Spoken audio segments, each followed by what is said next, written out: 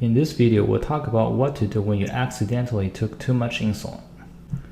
First, eat a lot of carbohydrates to prevent blood sugar from going too low. Second, check your blood sugar more frequently, maybe every 20 to 30 minutes.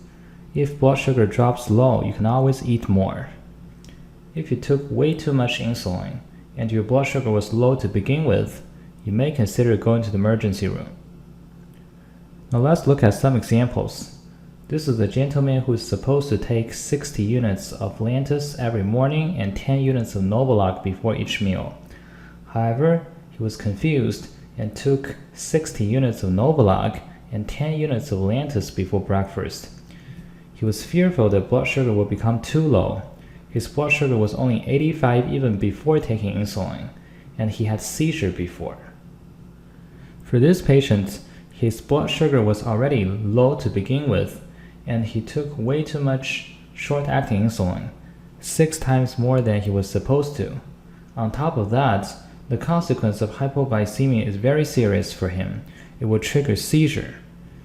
Therefore, I recommended that he call 911 and eats a lot of carbohydrates while waiting for the ambulance. Eventually, he had to receive sugar through the vein and glucagon shots in the emergency room. The next example is a lady who was on metformin, Victoza, and Levemir 20 units every morning. She also took 5 to 10 units of Humalog before each meal, depending on how much carbohydrate the meal contains. This morning, she was confused, took 8 units of Levemir and 20 units of Humalog before breakfast. Blood sugar before breakfast was 260. In this patient, her blood sugar was high to begin with, so it's less likely to go too low. In addition, she only took less than 3 times more than what is supposed to take. I asked her to eat a large meal and check blood sugar every 30 minutes for the next 4 hours.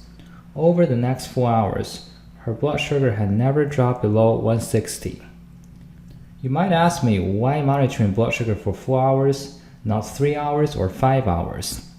It's because Humalog, the insulin that she took too much, only lasts for about 4 hours. If blood sugar has not dropped in 4 hours, it's unlikely to do so after that. So after the 4-hour period, she took additional 12 units of Levemir to get a total of 20 units Levemir for the day. The reason for doing this is because Levemir is a long-acting insulin that lasts almost a day, but she took too little Levemir before breakfast. If she does not catch up with more Levemir, blood sugar will spike up later in the day.